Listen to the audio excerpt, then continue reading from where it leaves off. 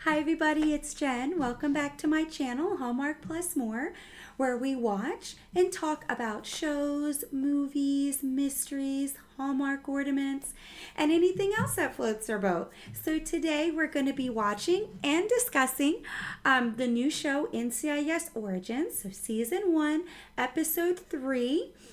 It's basically following a young Gibbs, as he's starting out in NIS, which later becomes NCIS, but in the early days, that's what it was called. So you'll see on his jacket and hat, you're going to see NIS.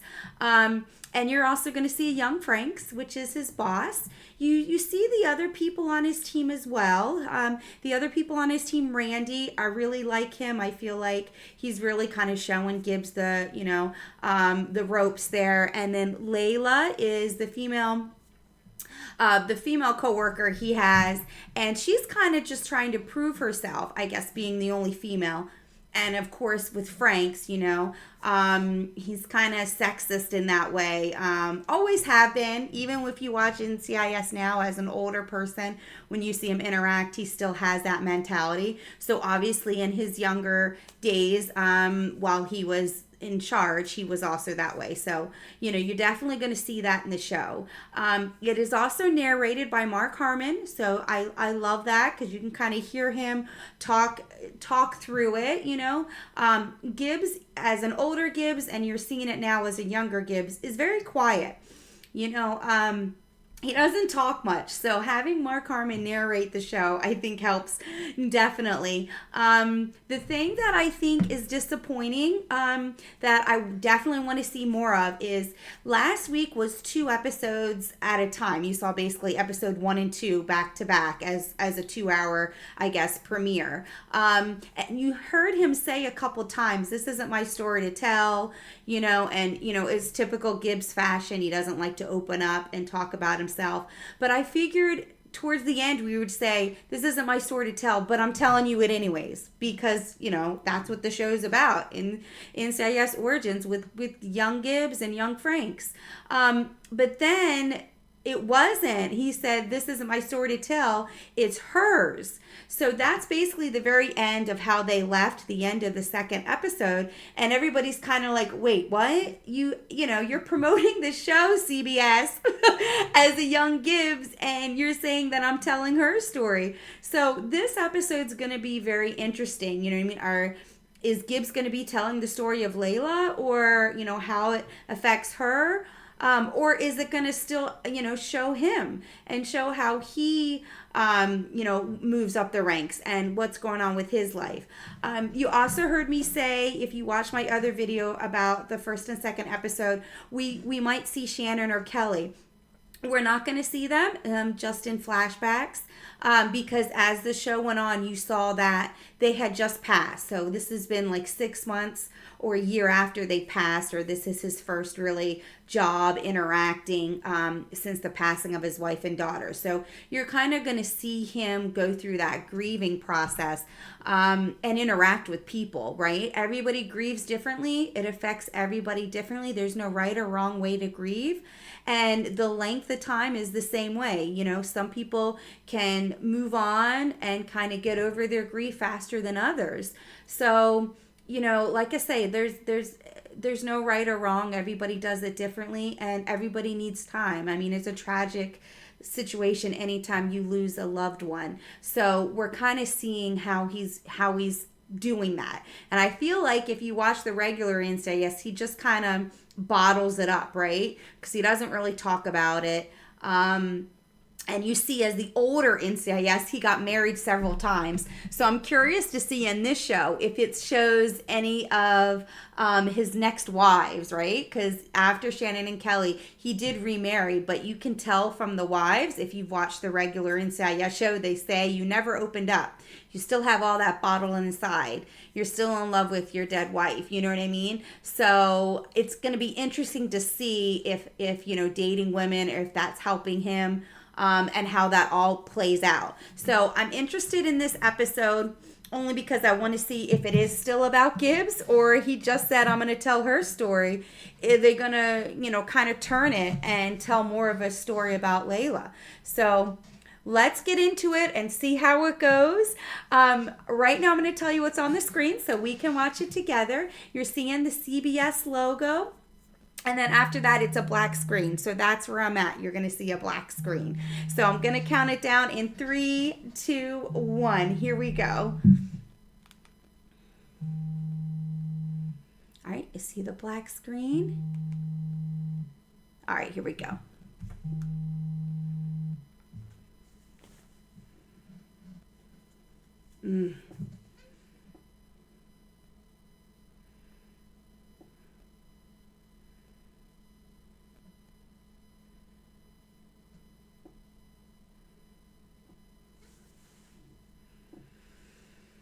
Oh, Franks.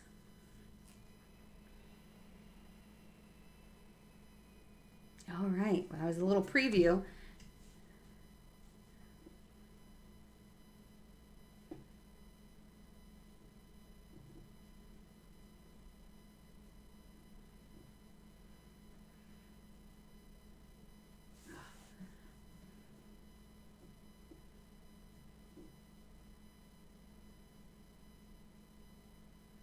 Moving on.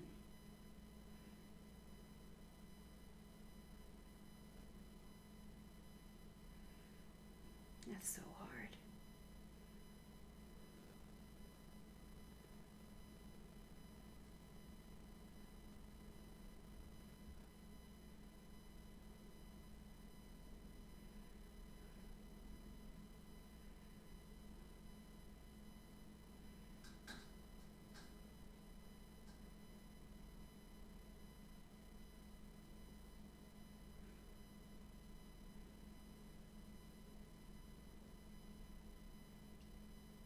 So he got the rules from his wife.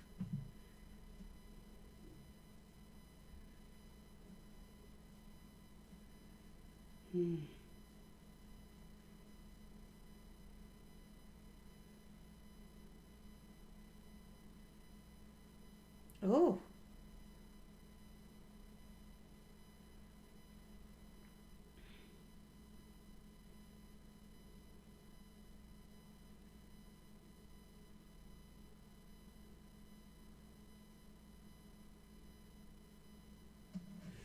All right, so we threw away the rules.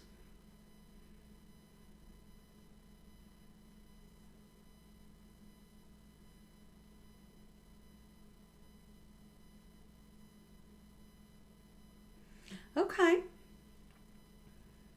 Well, we kind of knew the rules came from Kelly because there was a flashback in one of the NCIS episodes. But okay, he threw them away.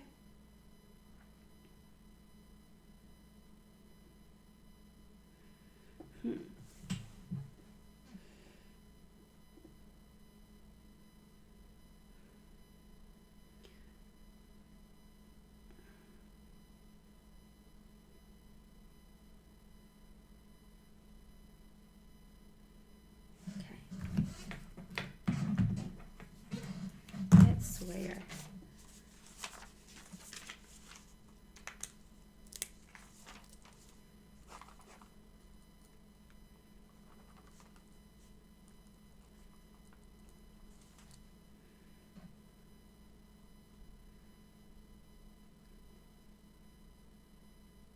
Oh boy.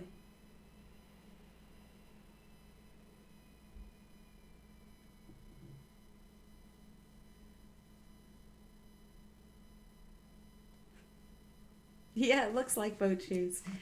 Unfortunate for him. Should be wearing boots. Uh-oh, what did he find? What is that? What is it?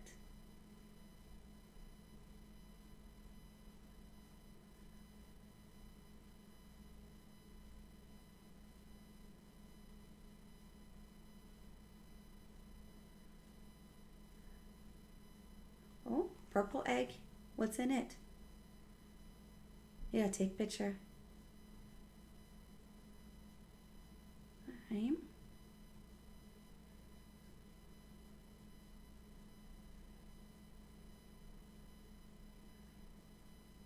Okay, so eggs with marijuana in it. Interesting. And he looks beat up, so somebody gave him a good beat down.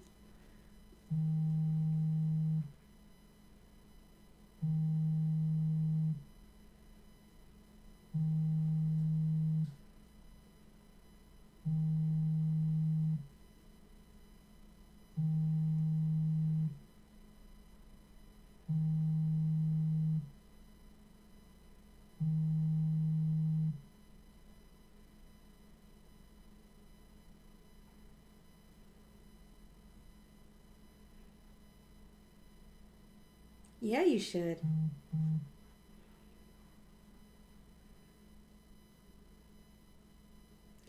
Oh, so he's not. Okay. That was from the first and second episode. Basically, he's being told to apologize for a sexist comment, but he doesn't believe that he was wrong, but he's just apologizing. Oh boy, typical Franks.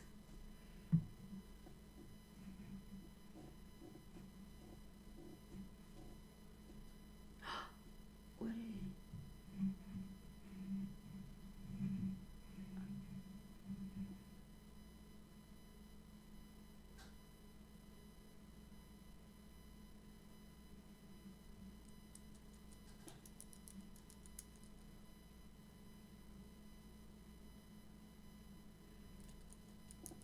Okay, so Dad's trying to put the bed frame together so he's not sleeping on the floor. Nice, Dad.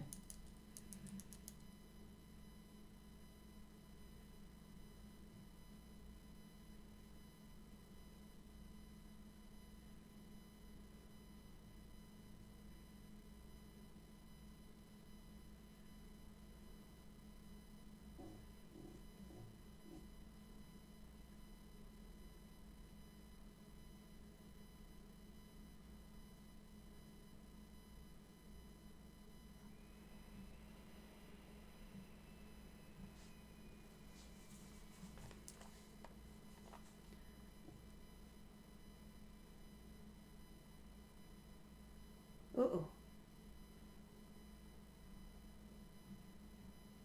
Oh, Jackson is talking to Mike Franks. Didn't know that.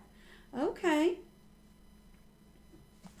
All right. Well, Jackson is Gibbs's dad. So I didn't know that he knew Franks, but apparently he's gone to Franks a couple times, and Franks is kind of just, hushed him back to his car, I guess, and he's like, no, we're talking this time. So I wasn't sure who Tish was. I mean, we saw, her getting it on with Franks in one of the first episodes, but you didn't really know her name. So that's who told him to apologize to Layla. Which, like I said, Layla's like, well, did you mean it? I was told to apologize. I apologized. I did what I was told. So, I mean, to me, it's like, he's still sexist. He still meant every word about the dog and heat and all of his comments at the end of the episode. So, that's the way Franks is. Do I like it? No. I don't think you should treat anybody differently, but he obviously, that's his personality. We knew that coming in. No surprises. That's just who Franks is. Young and old. So I kind of was expecting that. But the woman he's with basically said, you need to apologize to Layla. So he did. But, I think Layla knew you can apologize and not mean it. I mean, words can just be words if you don't back it up. So he's saying it, but I don't think he means it. So that was kind of like, ugh. And the case, if you want to look at the dead body, it looked like he was beat up.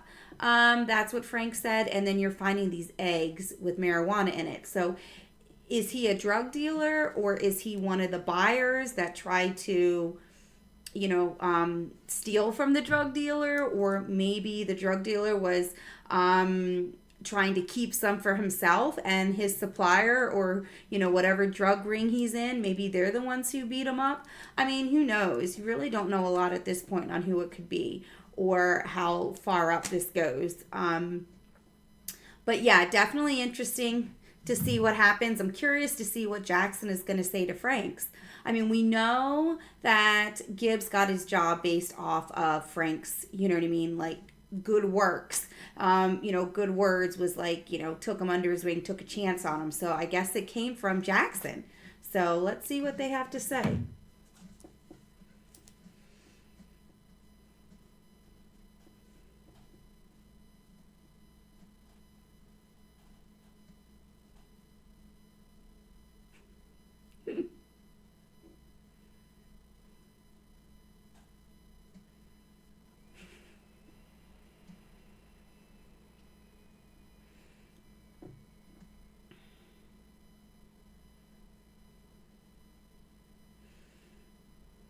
All right, what are they going to talk about, Jackson? What are you going to say?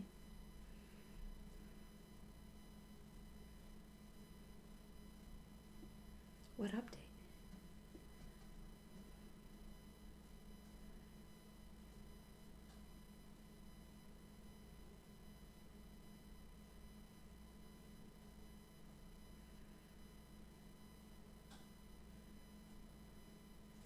Oh.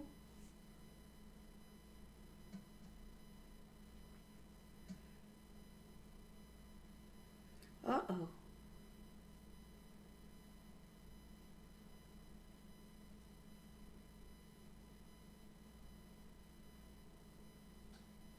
Okay, so he's blaming Franks for letting the killer go.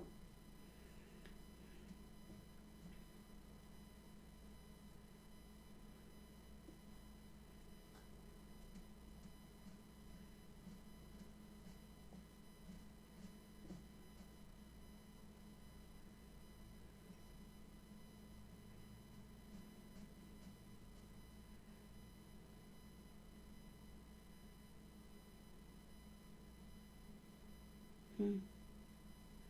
Ooh, okay, Jackson.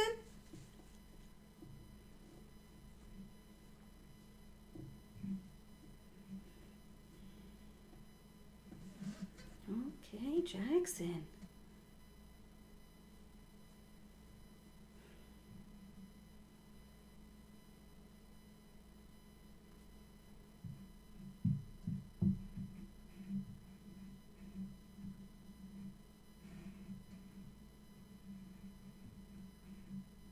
Oh.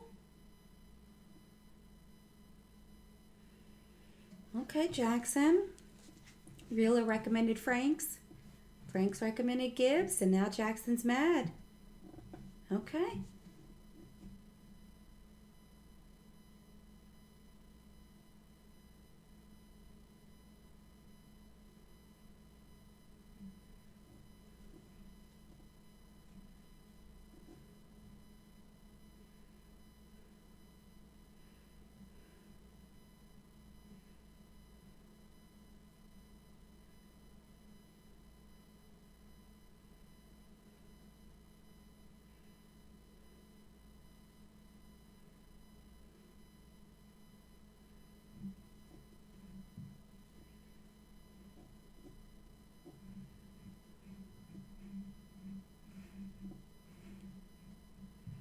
Cool.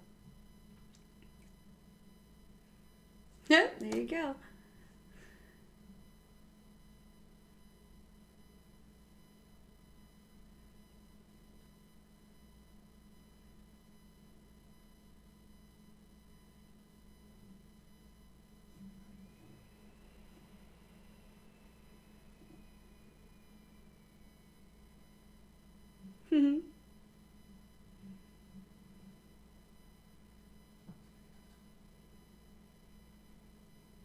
Ooh.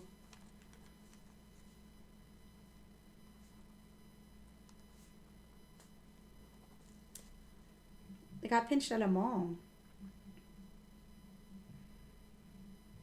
So Easter eggs, colored eggs with marijuana in it.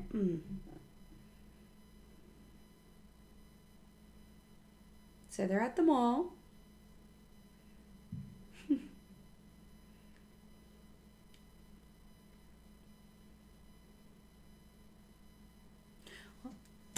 Yeah, Spires met at the mall.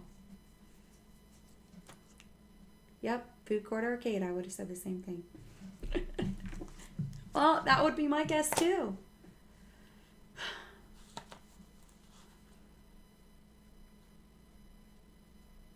Back in the day, you could smoke in the mall in public places.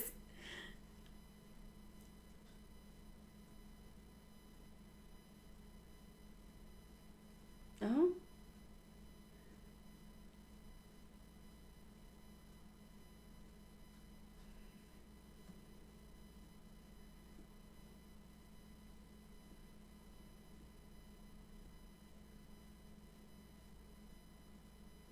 Oh, how did you know?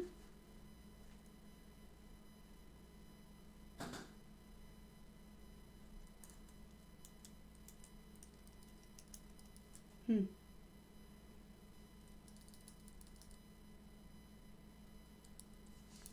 Dougie.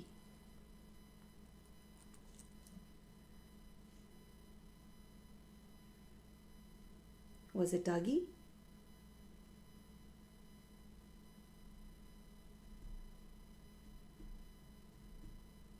Okay, well, that's a suspect. He knows what he's doing at the mall. When Dougie's running,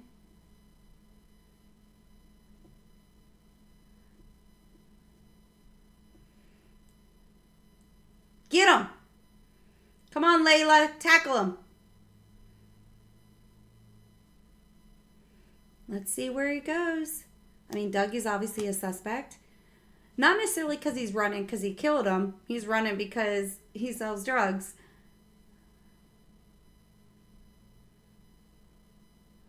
Good job, Layla.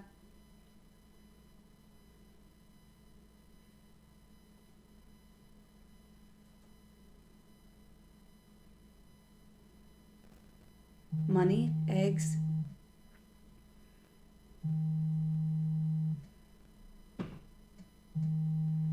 Yep. Oh! Oh, you better add hitting a federal officer.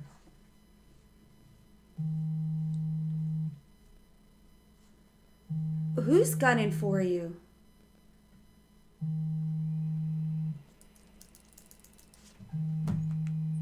Okay. Who's gunning for you? We're all gonna die. Is he just saying that because he's high? Like what's going on, right? But whoa, hitting Franks. I mean, I know people resist arrest and all, but I don't think Franks is too kindly on that. So I know they can always add a charge of hitting a federal agent, which is, a hefty charge. So I don't see Frank letting go of that lightly. I feel like he was bleeding from the hit. So I see him adding that on to the charge, definitely. So I think that's going to be interesting. But what is he saying? Is he just out of his mind?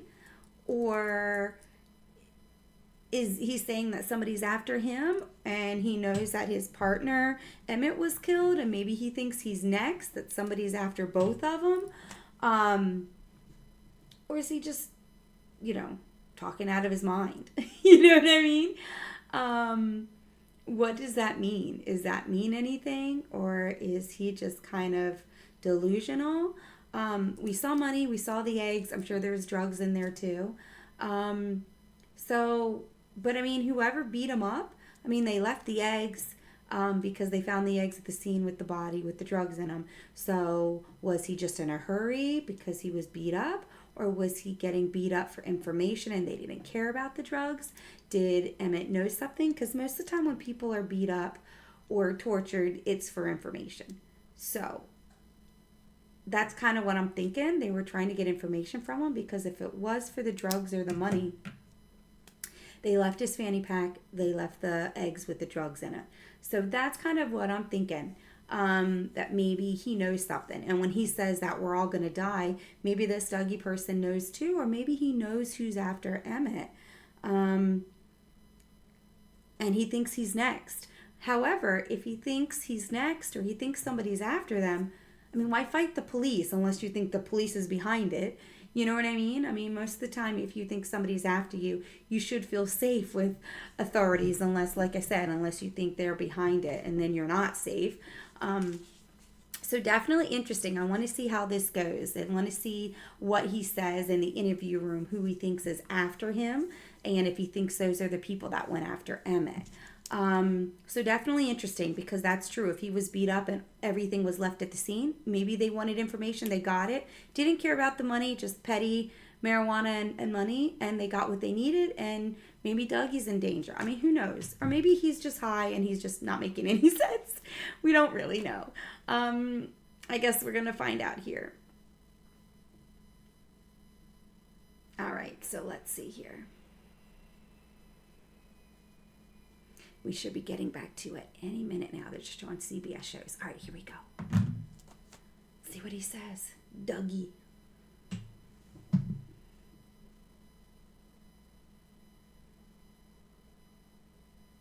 Who? Who'd you see?